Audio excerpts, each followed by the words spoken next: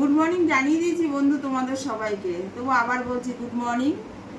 রবিবার মানে লুচি পরোটা, কিন্তু আমরা খাচ্ছি আজকে কি, রাত্রি 11টার সময় আলু পটলের তরকারি করেছি, সেই তরকারি, রুটি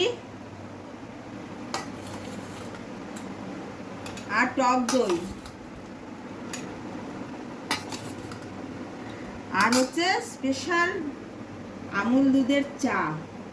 কে কে খাবে বন্ধুরা চলে এসো, আমি কিন্তু তোমাদের জন্য ওয়েট করছি।